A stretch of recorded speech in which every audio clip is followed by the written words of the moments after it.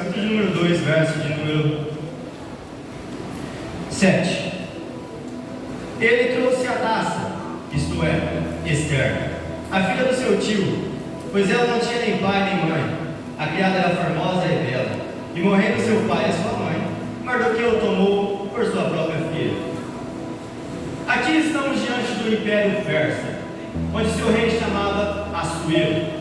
Assuero, naquela época, um pouco antes desse acontecido, tinha uma rainha chamada Vasti, que, quando Assuero fez um banquete para se vangloriar com seus convidados, começou a ficar alegre de tanto beber vinho, ele chamou Vasti para a presença dele, para que Vasti pudesse usar da sua beleza para agradar aos convidados, para que o rei pudesse se orgulhar da rainha bela que tinha. Mas Vasti não deixou que o rei ferisse o princípio dela, não deixou que ela fosse humilhada pelos convidados.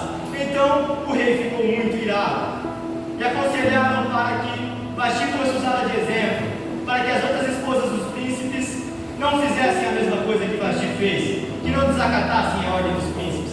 Então Vasti foi retirado do trono e começou uma nova busca para a rainha.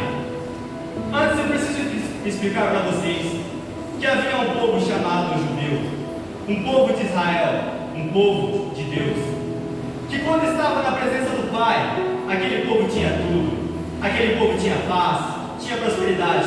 Mas quando eles saíram da presença de Deus, eles foram dispersos, eles foram destruídos. Tanto que estamos no reino persa e lá há judeus. Estamos no reino persa, no reino de Assuero, e lá tem povo judeu, lá tem povo espalhado.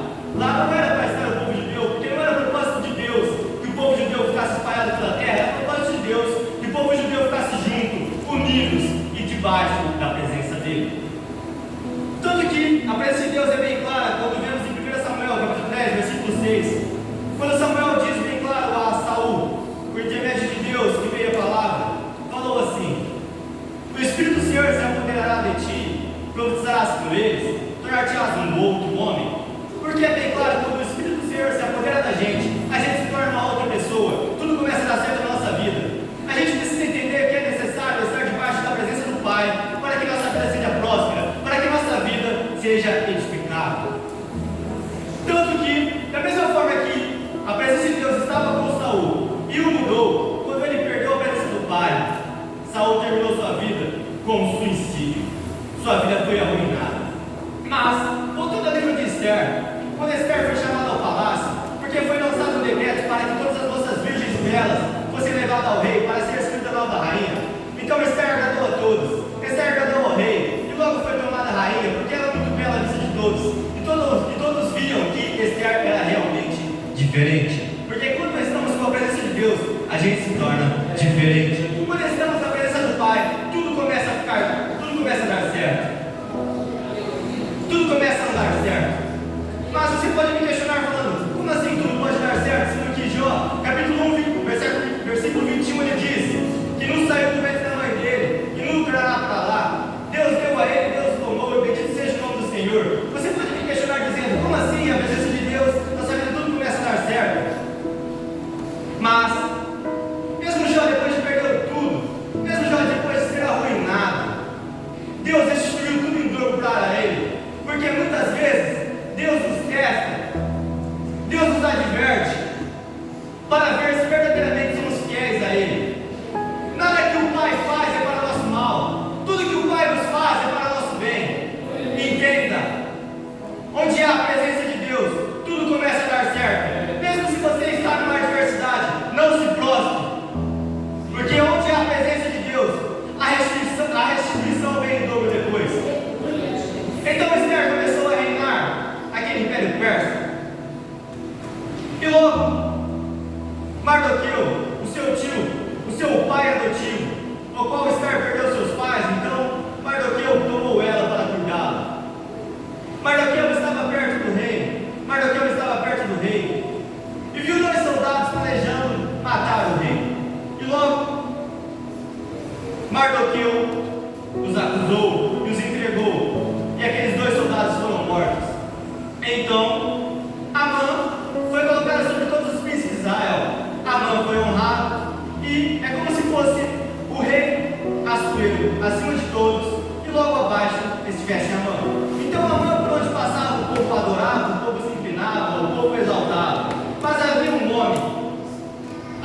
homem que tinha a presença de Deus e princípios bem estabelecidos, que não se curvou para Amã, que não se deixou ser humilhado, que não se deixou se prostrar para aquele homem.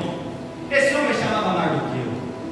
Então Amã se irou, queria matar Mardoqueu, mas isso não agradou totalmente o coração dele. Ele não queria apenas matar Mardoqueu, ele queria dizimar todo o povo judeu. Mas bem sabemos que Esther era judeia, mas ninguém daquele reino sabia, porque Mardoqueu falou para ela que não contasse sobre sua família, que não contasse de que povo ela vinha. Então ela obedeceu a ordem de Mardoqueu. Então Amã não apenas planejava matar todo o povo judeu, planejava matar a família da rainha. Então, todo o povo judeu que viu aquele mandato, todo o povo judeu que viu aquele decreto, porque Amã planejou um decreto para que todo o povo judeu fosse morto. Todo o povo judeu que viu aquele decreto foi ao chão, rasgou as suas vestes, jejuou, clamou o Senhor. Assim como vemos diversas vezes na história, que o povo de Israel, quando era preso, era levado em cativeiro, era destruído, eles clamavam ao Senhor, e Deus levantava outro líder para guiá-los, e Deus os erguia de volta. A história de Israel é bem sobre isso. Eles se prostram a Deus, adoram a Deus, Deus os exalta, Deus os guarda, depois eles voltam a adorar Deus. Mas Mardoqueu não se inclinou para homem nenhum. Havia também 3 jovens, chamados Sadraque, Mesaque e Abednego. Também não se prostraram a homem nenhum, e Deus os livrou naquela fornalha de fogo. Não se prostre diante da sua adversidade. Jó não se prostrou por causa da adversidade que ele tinha passado. Permaneça fiel a Deus, permaneça fiel ao Senhor, que Ele vai te honrar, Ele vai te dar força para fazer você passar por essa prova, porque maior é o Deus que está conosco do que toda a adversidade que vem na nossa vida. A gente acabou de ler em Romanos 8,18, porque para mim tenho por certo que as aflições desse tempo presente não hão de se comparar com a glória que em nós há de ser revelada. Maior é o Deus que está conosco. Não se prostre para essa adversidade, porque Amã não se prostrou, Mardoqueu não se prostrou para Amã, e no final da história, Mardoqueu foi honrado e Amã foi morto. Amã planejou uma forca para que Mardoqueu fosse morto, e Amã foi morto nessa mesma forca que ele planejou, porque a mesma armadilha que é imposta na sua vida é a mesma armadilha que seus inimigos vão cair, porque o Deus de Israel está com você. Se você está debaixo da presença do Pai, mal nenhum fica de pé diante da sua vida, porque Deus de Israel está presente conosco. Entenda, esteja debaixo da presença do Pai, que Ele vai te guiar, Ele vai te dar força para você viver, para você lutar. E que terminemos como Paulo, combati o bom combate e guardei a fé, combati o bom combate e encontrei com meu Deus. Deve essa palavra